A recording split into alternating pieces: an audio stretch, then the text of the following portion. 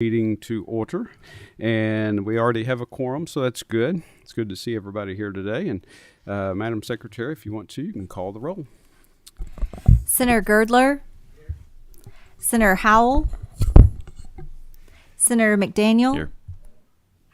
Senator Webb, Representative Herron, Representative Petrie, Here. Representative Thomas, Present. Co-Chair Freeland. All right, so thank you for that. And we are going to have a election right now for a Senate co-chair. And Catherine, if you would, go ahead and do that. Pursuant to KRS 45790 sub 1, members of the Senate are to elect a Senate member to serve as Senate co-chair of the committee. Is there a nomination from a Senate member for the position of Senate co-chair of the committee? Mr. Chairman, at this time, I would nominate Senator Howell to be the chairman of this committee. Is there a second from a Senate member? I'll second, and the reason I'll second, if he ain't here, he can't deny it. Yes. Is there a motion from a Senate member that nomination ceases and that Senator Howell be elected by acclamation? So moved. Motion by Senator McDaniel. Is there a second from a Senate member? So moved. Motion having been made and seconded that nomination cease and that Senator Howell be elected co-chair by acclamation without objection, so ordered. All right, thank you. We will congratulate him when he's here in person. But so Senator Howell will be doing that, and we still have to approve the minutes from last meeting. So if someone would make that motion. I need a second. All right, so that is approved. And Catherine, if you would, you can report the correspondence and information items. Pursuant to KRS 26A 168 sub 1, KRS 45793, and KRS 45818, the Administrative Office of the Courts, the Finance and Administration Cabinet with the Commonwealth Office of Technology reporting independently, and post-secondary institutions managing their own capital construction under KRS 164A 580 transmitted quarterly capital project status reports. Pursuant to KRS 45760 sub 5, the University of Kentucky reported a $266,200 privately funded replacement neonate transport type 3 ambulance located at Chandler Medical Center to transport children receiving care at Kentucky Children's Hospital. Pursuant to KRS 45800 sub 2, the committee notified the Finance and Administration Cabinet that it did not approve the $971,800 capital construction equipment purchase contingency account transfer last month and asked that the Cabinet resubmit the transfer with an itemized expenditure list for the meeting today. Pursuant to KRS 45812 sub 1, the Casey County and Eminence Independent School Districts, which did not need additional tax levies to pay debt service, reported upcoming debt issues for new projects, $1.8 million for high school track and tennis improvements, and $700,000 for district-wide improvements. Pursuant to KRS 45A 180 sub 2, the University of Kentucky reported its intent to use the construction management at risk project delivery method for its construct health education building and selected Turner Construction as the construction manager. The University of Louisville reported its intent to use the design build project delivery methods for its Cooper Center renovations. Pursuant to KRS 164A 600 sub 2, the University of Kentucky is reporting the $38 million construction phase funded with insurance of the emergency replacement of the newly constructed Grain and Forge Center of Excellence in Princeton, which was destroyed by the December 10, 2021 tornado. Pursuant to House Bill 1, the University of Kentucky is reporting its post-secondary education asset preservation pool projects. Its agency debt issue to match the state appropriation is on the agenda today. All right, thank you, Catherine. I believe Elizabeth Baker's, she's here today in person, so we'll hear from her, and she has one agenda item, action item for the University of Louisville. And Ms. Baker, as soon as you are ready, you can go ahead and begin. It's for the University of Kentucky. Oh, I'm sorry. We are requesting approval of a lease. This is for our Team Blue Primary Care Clinic, which will be the leases for the space at 2400 Great Stone Point in Lexington.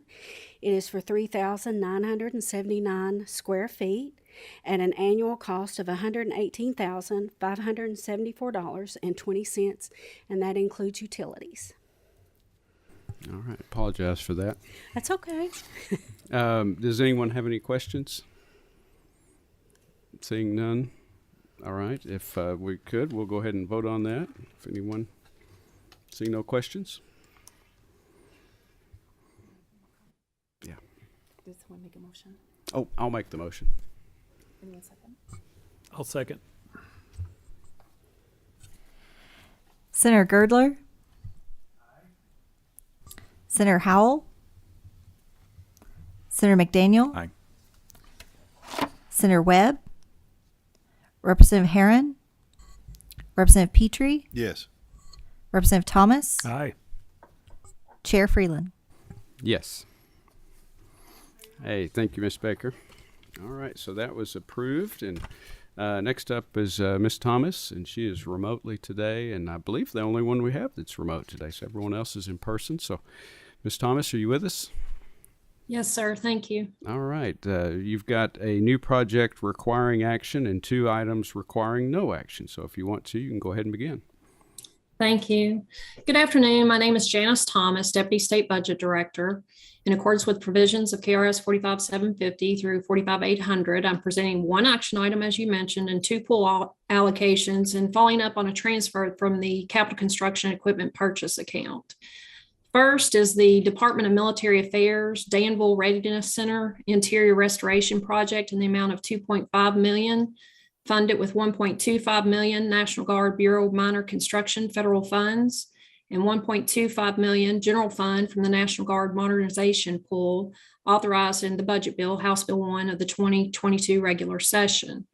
The Danville Readiness Center was constructed in 1954. This project will be a complete interior renovation of the facility. The facility requires upgrades to the interior to include latrines, lactation room, HVAC system, lighting, electrical, anti-terrorism force protection windows, flooring, and walls. The Kentucky National Guard plans to station the 223 military police company in the facility after the renovation. We respectfully request the committee's approval. All right. Thank you, Ms. Thomas. Does anyone have any questions? I'll make the motion. All right. Got a motion and need a second.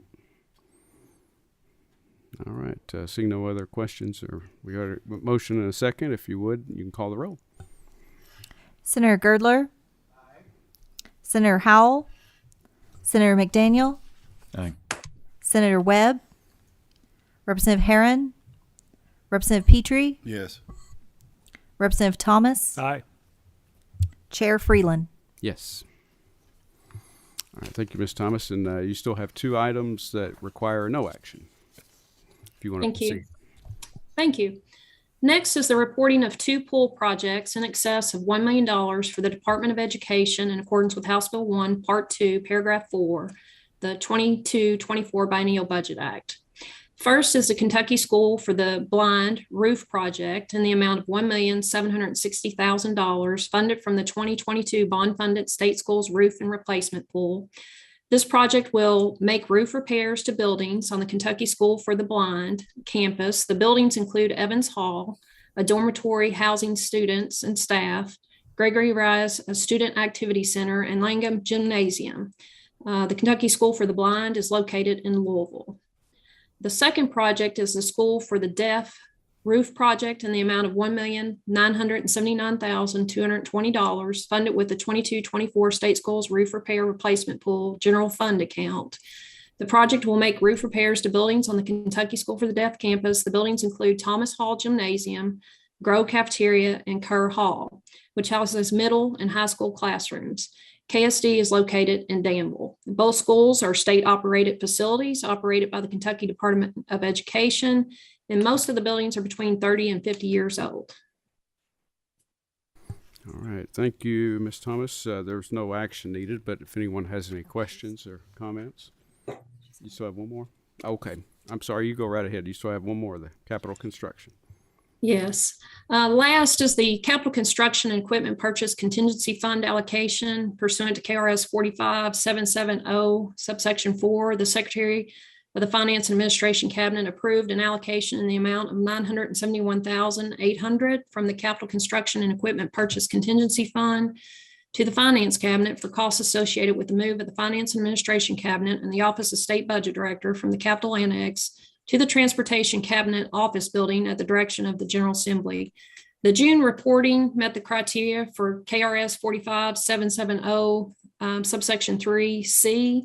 The Secretary proceeded with the transfer to ensure they incurred contractual obligation expenses posted in FY22 and is resubmitting this item to the committee in the July packet to include the supporting documentation requested by the committee, which is in your packet.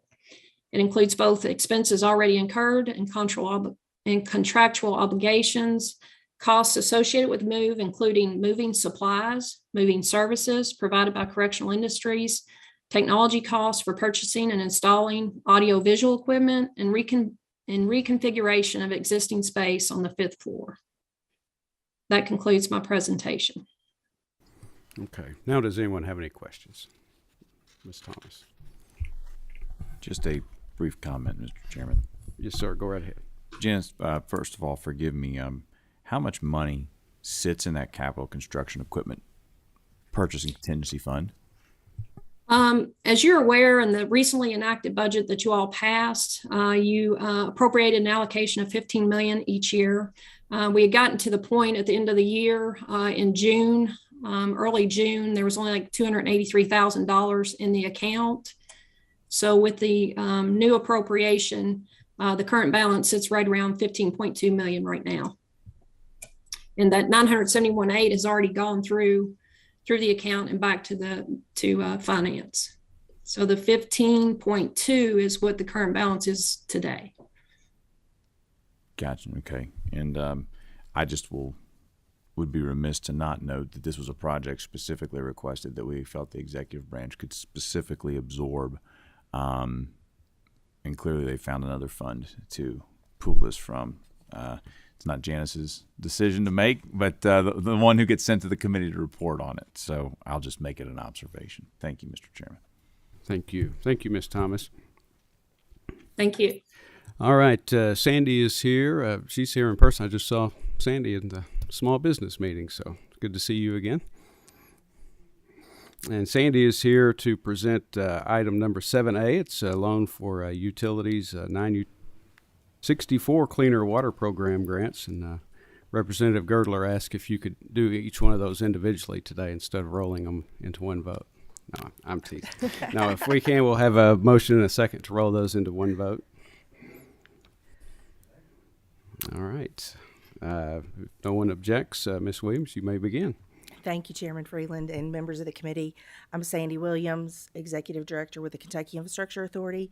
Pursuant to KRS 224A-100, the authority will present 10 projects for the committee's review. First is a Fund A Clean Water State Revolving Fund from McCreary County Water District.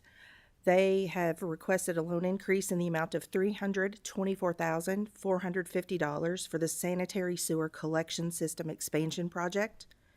The additional funds are needed to pay for escalations and minor changes to the pump stations. The project was initially approved on June 4th, 2020. The increase will bring the total KA funding amount to $3,568,950.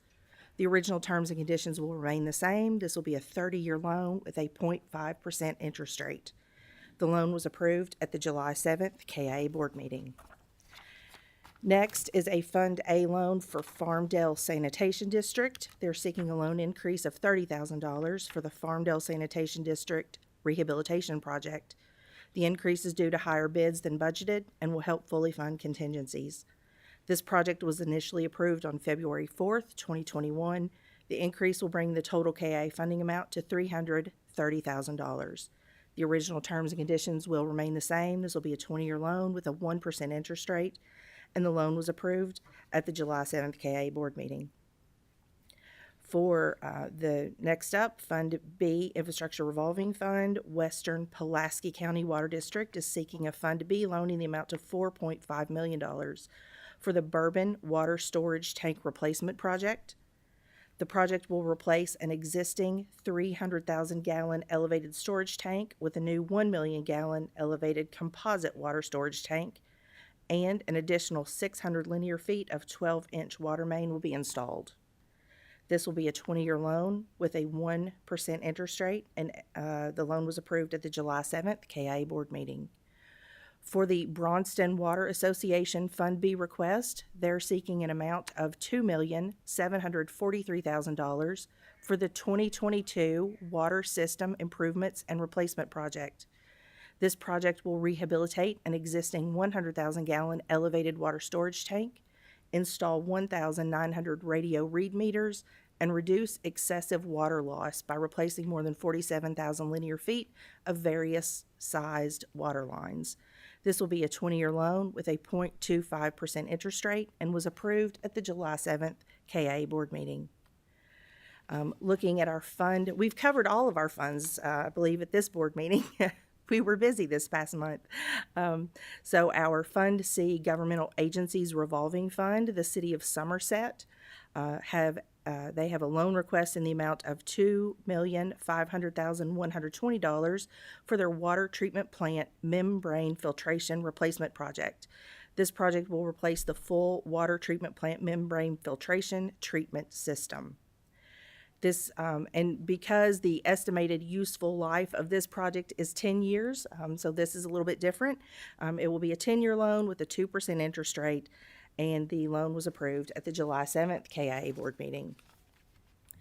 Moving to our Fund F Drinking Water State Revolving Fund loan program, the City of Wilmore has a loan request of $10,250 to supplement the Wilmore Elevated Storage Tank Rehabilitation Project. This is an increase due to the bids coming in higher than the estimated budget. The project was initially approved on May 6th, 2021, and the new loan amount will be $1,004,898. The original terms and conditions will remain the same, a 20-year loan with a 2% interest rate. And this was approved at the July 7th KIA board meeting.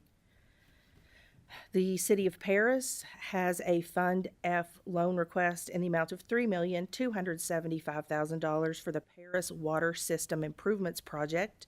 The project will consist of replacing or rehabilitating aging infrastructure within the city's water treatment system and making various improvements at the water treatment plant. This is a 20-year loan with a 1% interest rate and was approved at the July 7th board meeting. The Cannonsburg Water District has a Fund F loan request, $1,685,083 for the Phase 2 Shopes Road Waterline Replacement Project. The project will reduce excessive water loss and improve water service to at least 150 customers by replacing asbestos cement water lines and installing sub-zone meters.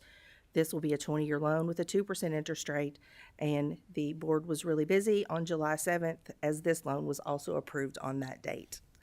And the final two loans is a combination Fund C and Fund F loan for the City of Nicholasville. Their Fund C loan request is $990,912, and their Fund F loan request is $4,582,030 for the Nicholasville 24-inch parallel transmission main project.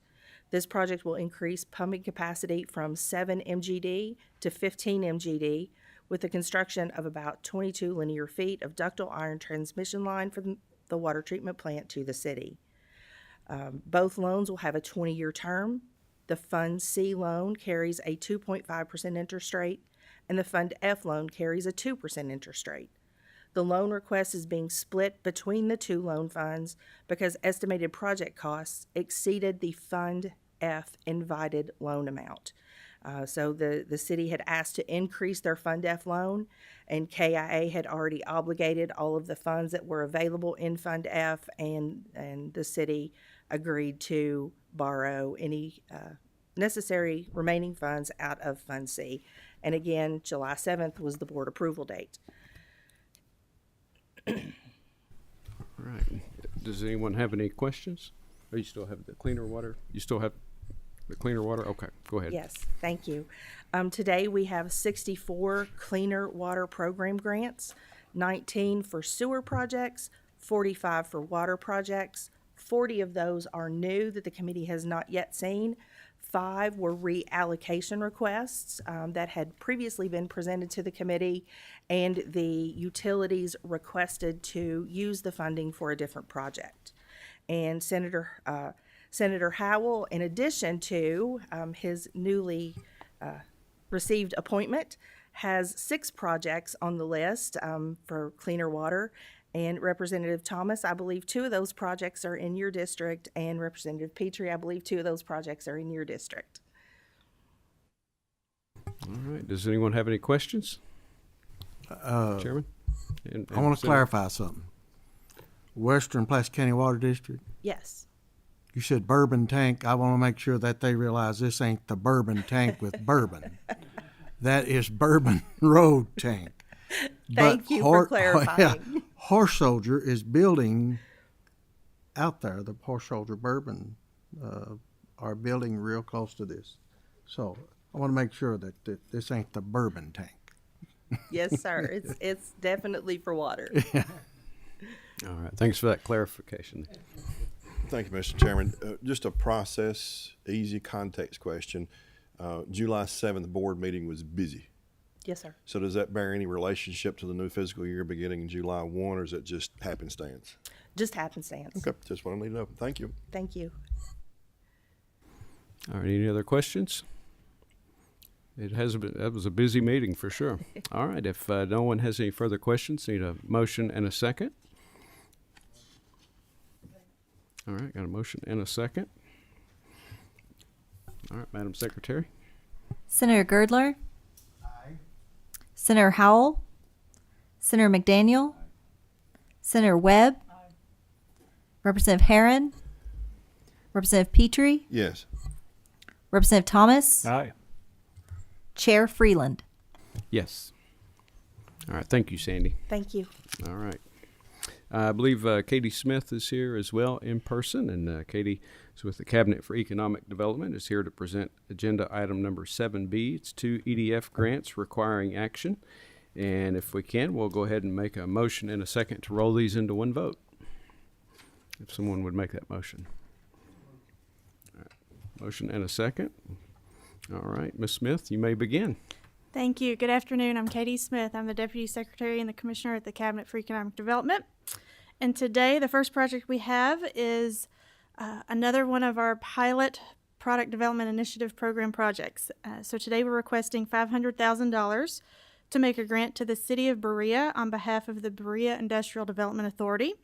The City and the Industrial Development Authority are planning the construction of a 150,000 square foot engineered pad, tree clearing for the lot, and installation of a gravel road from Made Road to the proposed pad on Track 7 in the Industrial Park.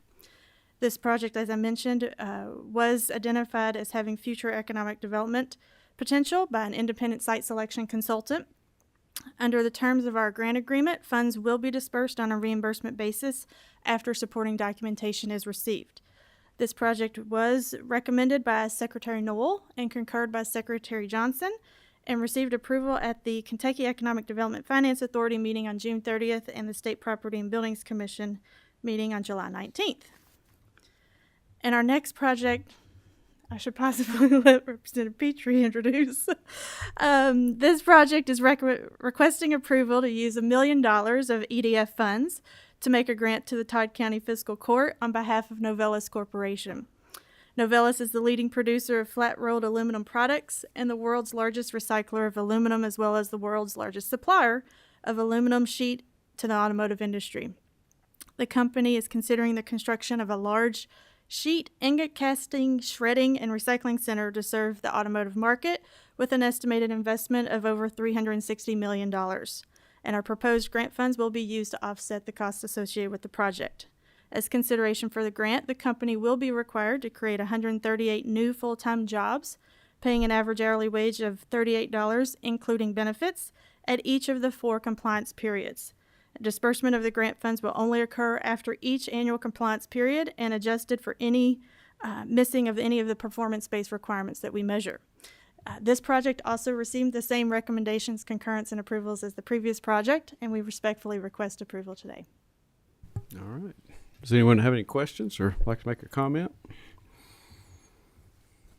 All right. Seeing none, if we can, we'll go ahead and get a motion in a second. So moved. Jason.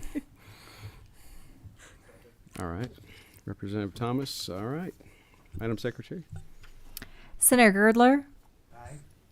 Senator Howell. Senator McDaniel. Senator Webb. Representative Herron. Representative Petrie. Yes. Representative Thomas. Aye. Chair Freeland. Yes. All right. Thank you.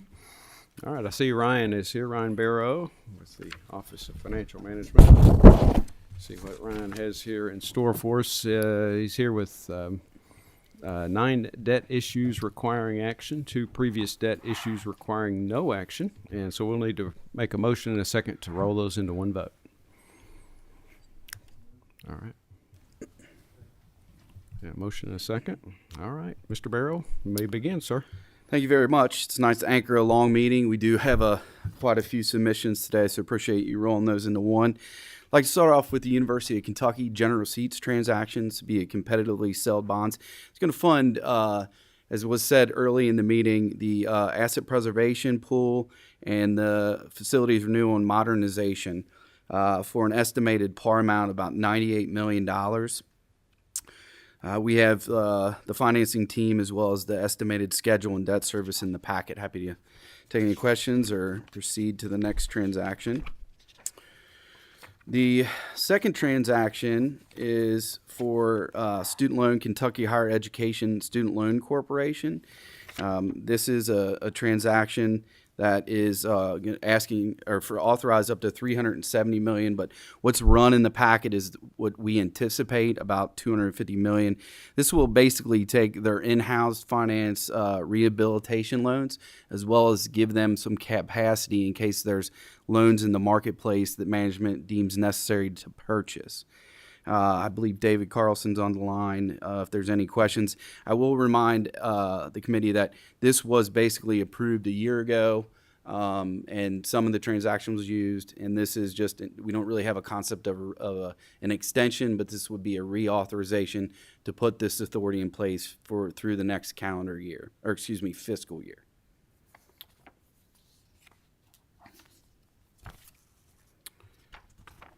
Moving on to the Kentucky Economic Development Finance Authority. This is a conduit transaction, no extension of state credit. There's no state money.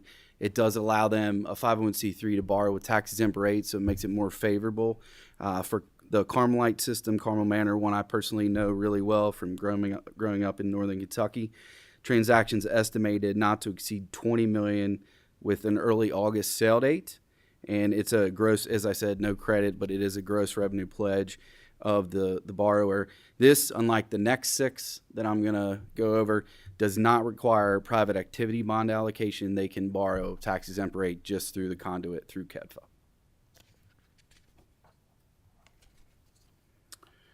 So if I may just make on the next 6 transactions, just a couple global comments instead of reiterating it for each. These are conduit housing transactions.